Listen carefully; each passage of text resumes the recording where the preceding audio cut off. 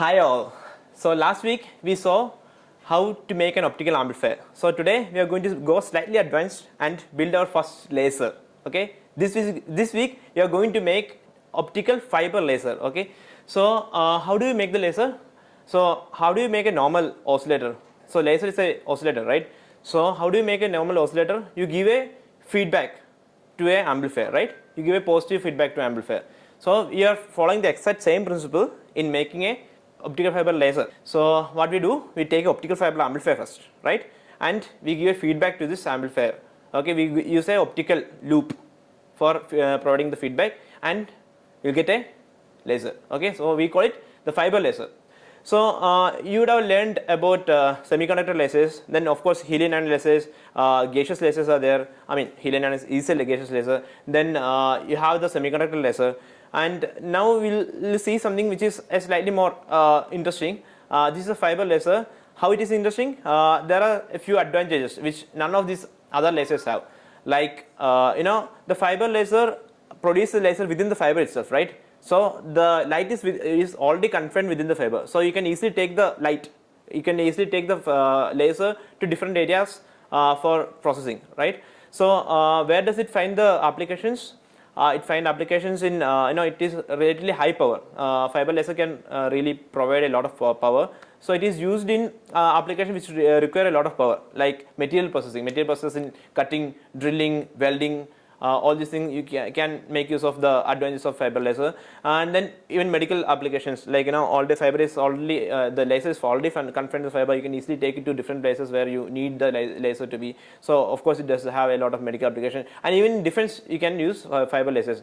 So when it comes to defense and aviation industry or anywhere where lightweightness is of advantage, fiber is a very good solution, because fiber is, of course, as you know, fiber is a very small strand of glass, right? So it doesn't have that much of weight, and it's very portable, it's lightweight, and the form factor is so small, and it is devoid of all the electromagnetic interference that can affect your system. So all these properties make it a very good solution for defense applications or defense lasers. So these are the main advantages of fiber lasers. So now we'll see how to make one of these lasers, the fiber laser. Now, so if you remember, we are going to use the same kit from last time. You remember this kit, right? This is the fiber optica light runner kit, right? Yeah, you remember this from the last experiment, the optical amplifier experiment. So in this, what we did is we made a optical amplifier last time, right? So there was no feedback there. Okay. So this time around, we'll give a feedback to that amplifier and get the laser. That's all. And we'll have a different instrument here. This is as you can see, this is a spectral analyzer. This is a very I will say compact spectral analyzer we have here. So if you can see this small black box here, this small black box, you can see, yeah, that is the heart of that particular equipment. So it is the Epson IMON integration monitor. It is basically what it does is it's a spectral analyzer first of all. So what it does shows is it shows what all frequency components are there in the laser. Okay. So as you see in our particular experiment, we have 1510, 1530, 1550, 1570 lasers. So if you put all of them in a WN setup, you will see multiple peaks in 1510, 30, 50 and 70, like this, right? So that is what the spectral analysis is doing. Now we'll have a we'll quickly see how it works, the integration monitor. So what it has is a dispersive element. Okay. So what does dispersive element does? It disperses the different frequency into different spatial points. So that theory I have already learned, right? So a dispersive element, it disperses the different frequency into different spatial elements. Now at each spatial element we have a CCD. So basically what you have is a CCD array, and each CCD array picks up the amount of light that is falling on it. So if a pixel is a CCD array, pixel is at 1550 and a lot of light at 1550 comes, then the dispersive element makes sure that 1550 light 1550 wavelength falls in that particular section of CCD only, so that a sharp peak is formed there. So now we'll see how we use the spectral analyzer. For that we'll use a laser output from the light runner kit. So we start with 1550 laser. Okay, we'll connect our fiber to 1550, and the thing is, the spectral analyzer, this one, can handle a power only up to minus 20 dBm. So it's quite a feeble device, as in it cannot handle too much of a power. So we have to make sure that we don't put a lot of power into the spectral analyzer. So ideally we have to use a attenuator before giving power to the spectral analyzer. But in our case, as the light runner kit has a software control of power, we'll put a power which is less than the minus 20 dBm. So I have already checked it. It's around the step 25 in the step ratings.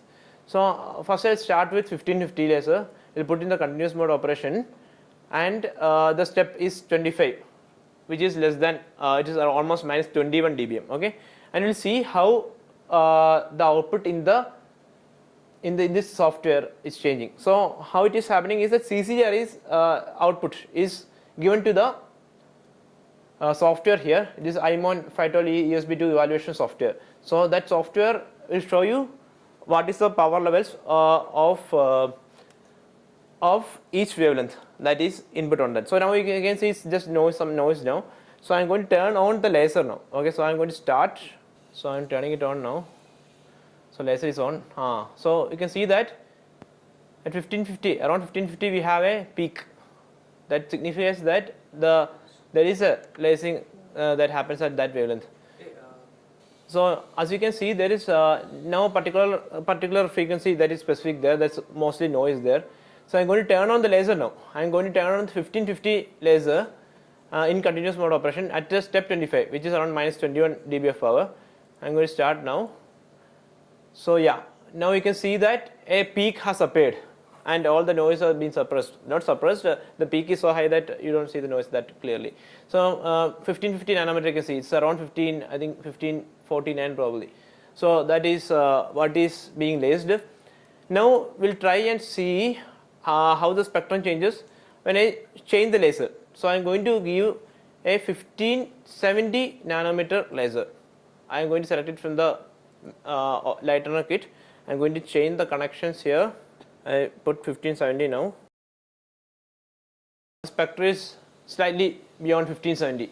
That's it for you. Like, see how the spectral analyzer works. It can discriminate between different frequencies, and it can also discriminate if you give both these frequencies together. If you put a WDM mux and then you give the output, you'll be able to show two peaks in there. Okay, so that's basically what the spectral analyzer does. So how are we going to make use of this spectral analyzer? Because we want to see which wavelength is being lased. Okay, so this time we are, instead of making use of these lasers that is provided in the kit, we are going to make use of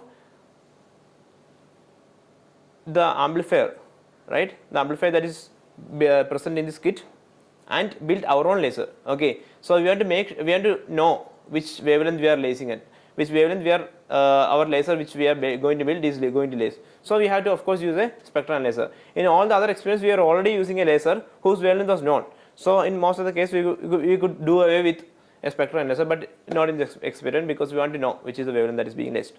So yeah, we'll go straight into building our first laser. So now we'll see how to make the connections here. You are already familiar with the fiber amplifier connection, right? So there is only slight modification in that connection. So all you are giving is a feedback. So feedback, you have to split the for the feedback, you have to split the output into two. You have to use a coupler for that. So there is a coupler section. So this is input, and input is, this is a 50-50 coupler. So half of the input comes as the output here, and the other half will come out through here. So this is the coupler section. So you will be using this coupler section along with the EDFA, and the half of the output that is taken out from this coupler is used to view how much lacing is obtained. Okay, and the other half is used for the feedback, right? So that's the entire setup. So as you can see in the connection diagram, there is no input that is used in this section. So we are going to make a laser, right? There is no need of any input. The only input is the pump that is used here. That means this section is totally unused, and the heart of the section is this, which is the EDFA. Now in the center lies the EDFA pump. The pump has to be connected to the 980 pump input port in the WDM coupler, right? Here you have to connect it here, and the COM port needs to be connected to the EDFA output. This is the EDFA, this is the erbium fiber. This is the fiber, and fiber output has to be connected to this COM port, and the output. So our 1550 lacing or whatever wavelength is being laced is going to come out through this port, right? It is because it's the 15XX port. So wavelengths around that 1550 region will come out through this port. So we are going to give that output to this coupler input, and we are going to and it will have two outputs. This one output 1 and output 2. Output 1 you will see it will use for monitoring on a power meter, and output 2 will use for feedback. So you will take this output from here, take it and give here as the input of the EDFA, and there is internal connection. There is the erbium fiber sitting below this, and then you have to connect the EDFA output to the COM port here. So that's all the connections we are going to make now.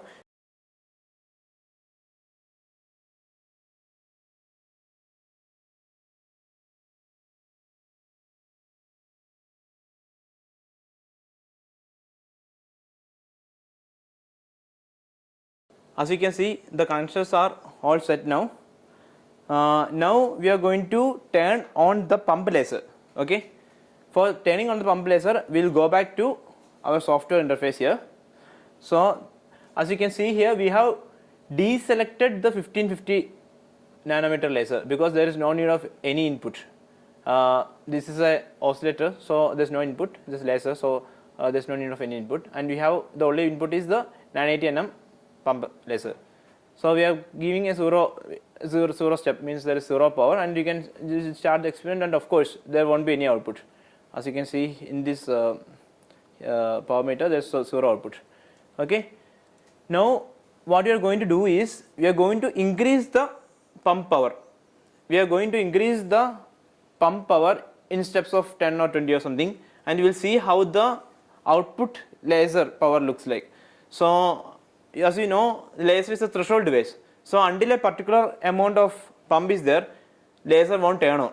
Okay, after a particular point in this pump power, you will see that laser gets turned on, and then after beyond it, the power meter should show a very linear increase in power with the increase in the pump.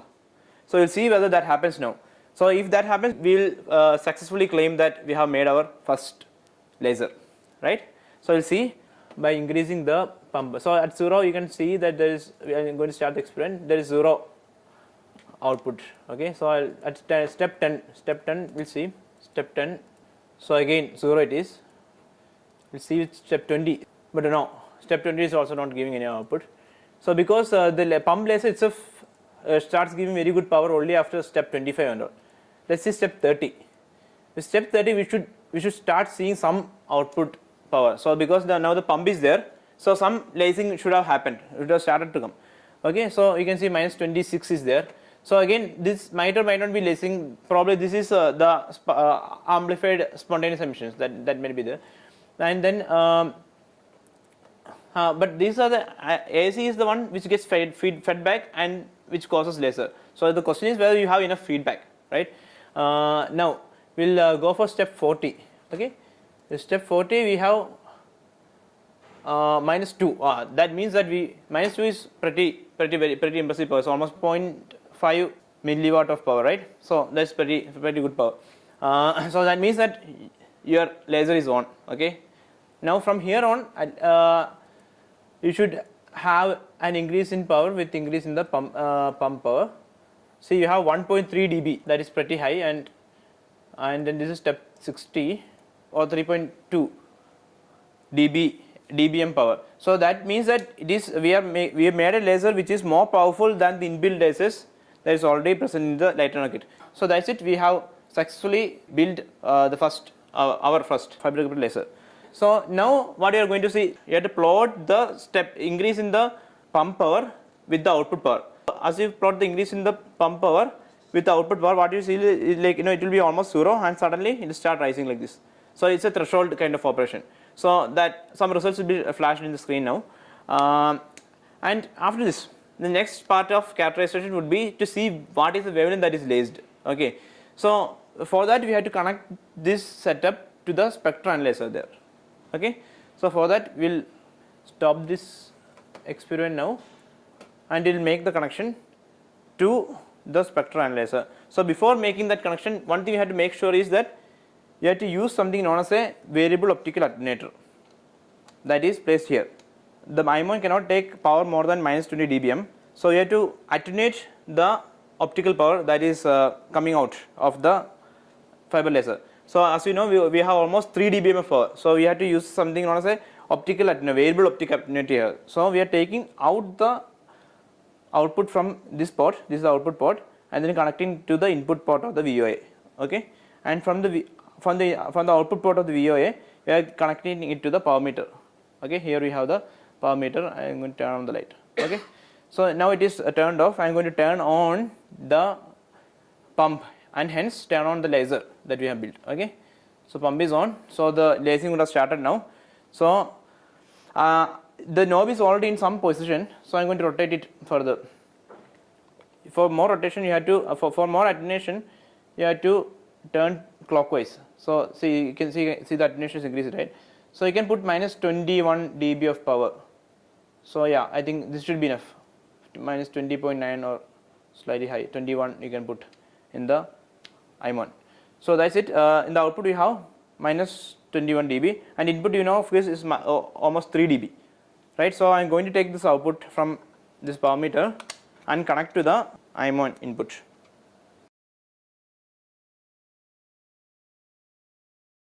Now we'll see the output in the screen, how things are happening. So now that now the power is off. Now I am going to turn on the pump and see how the output is going to be obtained. So I am going to start the pump now. Started. See, you can see there are a few wavelengths that is lasing. Okay, so it's not a single wavelength. Okay, sometimes it's around 1560 though. Okay, so in that range we have multiple wavelengths that is getting generated like this. Okay, so that is because there is no wavelength selective element in this particular setup. As you know, the EDFA spectrum, you can see the EDFA spectrum here. It can give gain to multiple wavelengths. So there is a chance that multiple peaks will get the gain. They will fight for gain, and sometimes a particular wavelength will win like this one, and sometimes other wavelengths will also compete and win like this. So we cannot really say that which wavelength we are going to obtain from this setup. For that, we will go for a slightly more advanced setup in the next section of the experiment. So in the last part of the experiment, what you saw is that you can make a laser, but you don't have much control about the wavelength at which it lasers, because the EDFA has a flat spectrum. You can laser in a particular wavelength actually, but it varies, right, with different factors. So in this part of the experiment, we are trying to stabilize that, or we are going to fix that wavelength. Okay, we are going to say that this is the particular wavelength at which I want lasing. Okay, for that, what we make use is something known as a FBG, fiber Bragg grating. Fiber Bragg grating is just a refractive index pattern. Okay, so basically fiber has a core and cladding, right? The core refractive index is made in a pattern such that there is a pattern of high and low refractive indexes. So suppose that has a capital lambda spacing, then the wavelength that is reflected will have 2 into effective refractive index into capital lambda will be the wavelength that is reflected back of the grating. So we make use of that principle to construct a cavity or a loop, fiber loop, which is selective to a particular frequency. So the wavelength that is reflected by the Bragg grating is called the Bragg wavelength, and we call it lambda b. Okay, so if we can construct a cavity such that we get a particular lambda b that is reflected back from that grating, which is the only wavelength that is allowed to propagate in the loop, then we will be able to sustain that particular wavelength in the particular loop. So it's a very simple thing we are going to do in here. So what we do is we are going to add a FPG to this cavity, to this loop, fiber loop. So what you do is that with how we do that, we have a FPG in our kit, right? So the thing is we cannot put it in like in a series way in the circuit. What you do is that you have to get the lambda B reflected back from the FPG, right? So for that you'll use a particular setup diagram, schematic like shown here. So yeah, from that we'll move into connecting the particular setup. So as you can see in the schematic that is displayed, the only difference in this setup is that we are adding an extra circulator and an FPG into this particular setup. So the difference is that the output of the laser which we are taking from this coupler output, so which was earlier fed back to the EDFA like this, is now being redirected to the circulator. So before making the connection setup, I will tell you how the actual setup works. So how a circulator works is that if you give, circulator has 3 ports, port number 1, 2 and 3. Okay, so if you have a input at port number 1, it will come out through port number 2 if with some insertion loss, and similarly this is the case with the port number 2. Any input in port number 2 will come in port number 3. The interesting thing is port number 1 won't bypass anything to 3 and 3 won't bypass anything to 1. That's the case of optical circulator. So any input that is present in 2 will be obtained at port number 3. So that's the working of circulator. And FPG, as I told before, will reflect back a wavelength which is 2 times of effective refractive index into the grating period. So that's the wavelength that is reflected back. So how are you going to use this? That now we are going to make the output to go into the circulator first. So the laser is going to come out of port number 2 because the connection is now in 1. The output is going to be in port number 2. From port number 2, we have to connect the output to the FPG. Okay. Now what happens here is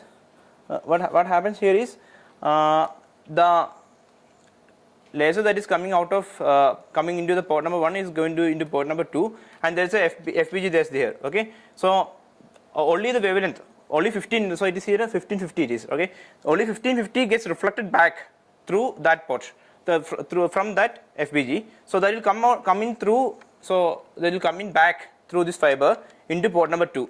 So that's a input at port number 2. So that input is redirected to port number 3 here.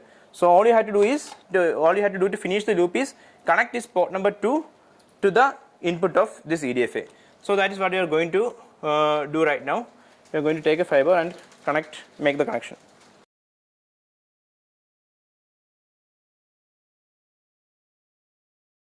So now we are done with the connection diagram. Now what we are going to do is we are going to do the same characterization we did for the other laser. So we are going to increase the pump power from step 0 to step 60 and see how much output is going to be produced. Okay, it will be interesting to guess what is going to happen, right? So as I told, this is a wavelength selective element, right? So we are going to get a lot of lasing in a particular wavelength, but does that mean that your total output power is going to reduce? Let's see whether your total output power is going to get reduced. So at step 10 again we don't have any output. Step 20 we still don't have any input at any output, that is any lasing that is not happening. And step 30 we should have some, we have minus 26 dB of power output that is there. Now we are going to increase the power to step 40. Let's see. Yeah, we have minus 3 dBm.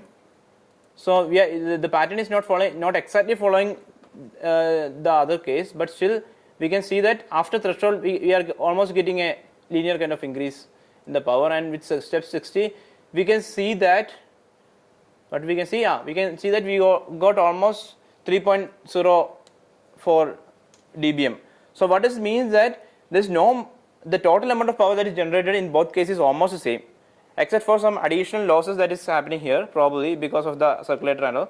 But mostly the net output is comparable. So what it means that all the lasing power is concentrated in the 1550 wavelength now. Okay, so we'll try and see the spectrum of this particular of particular laser in the I1, right? So what we have to do, we have to disconnect it from this power meter and then connect it to the I1. So we are going to do that now. Now we will see the spectrum in the I1. For that, what we do is we will take the output from the coupler, pass it through the VOA, so that we attenuate it to minus 21 dB, and then send the signal to the VOA to the I1 input. Okay, I1 is here, and you can see that I haven't turned on the laser. I turned on the pump laser, right? So there is no output. So right now I am going to turn on the pump here. Okay, I am going to start the experiment. I'm going to start. So I started the experiment. Let's see what is happening there. So we can see that there is a single wavelength that is chosen. There is no different wavelengths that is coming, and it's sharply at 1550. You can see how sharply it's at 1550. So there is no other wavelength that is lasing at that particular in this particular scenario. So what does it mean? That this FPG is reflecting only 1550, and only that 1550 is getting enough feedback to be sustained in the cavity. So that's why we are able to get a single wavelength output in the M1 like that. Okay, so that concludes the second section of the experiment.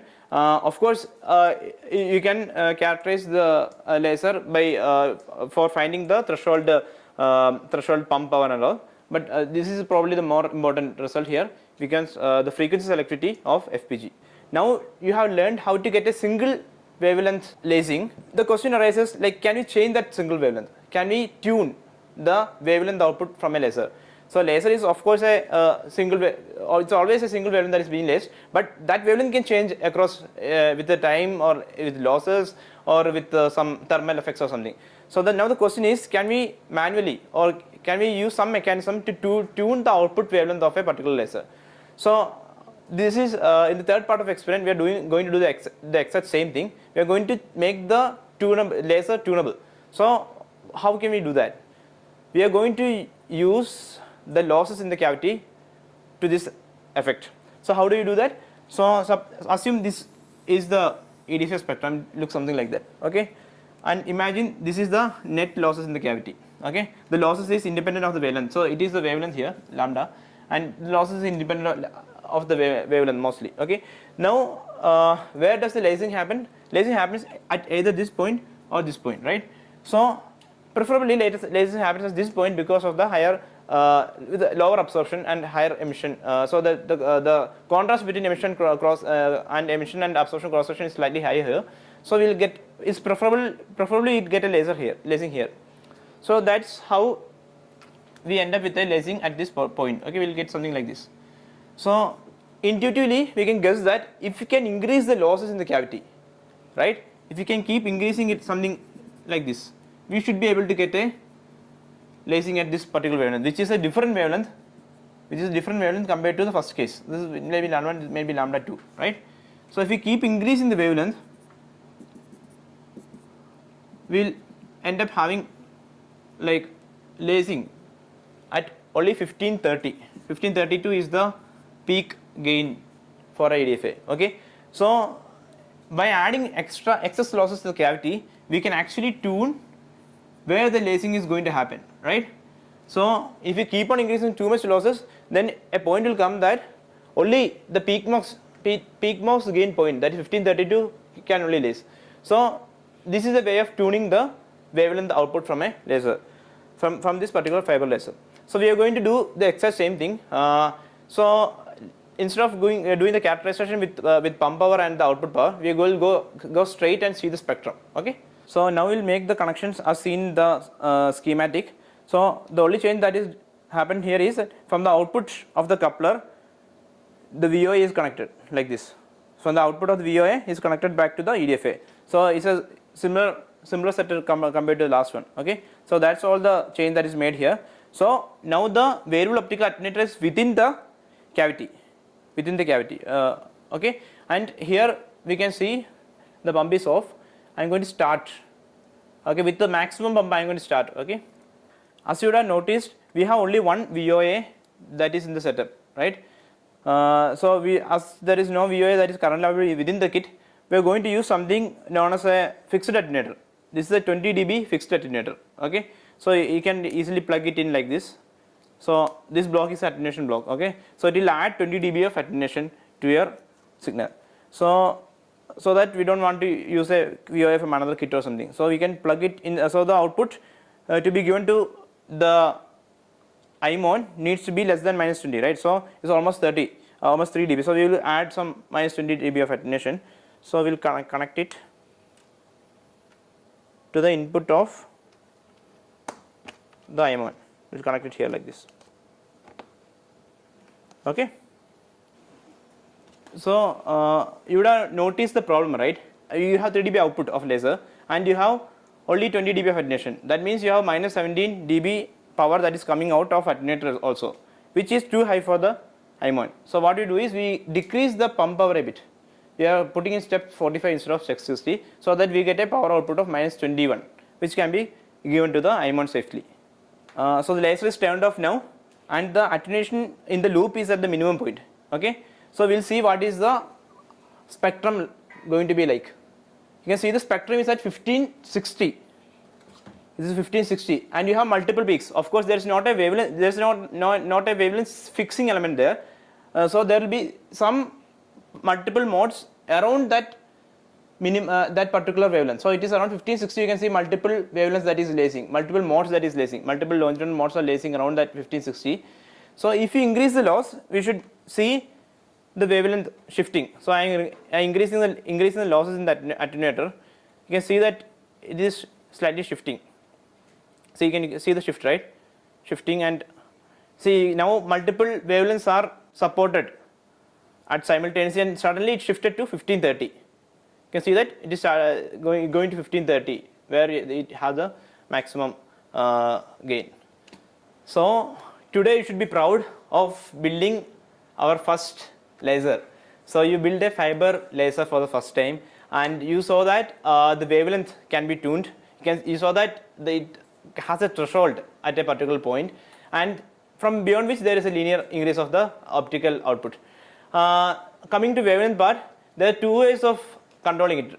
You can use a wavelength fixing element like FPG for getting the particular wavelength output, and if you want tunability, you can use a VOA for tuning the wavelength that the laser lasers.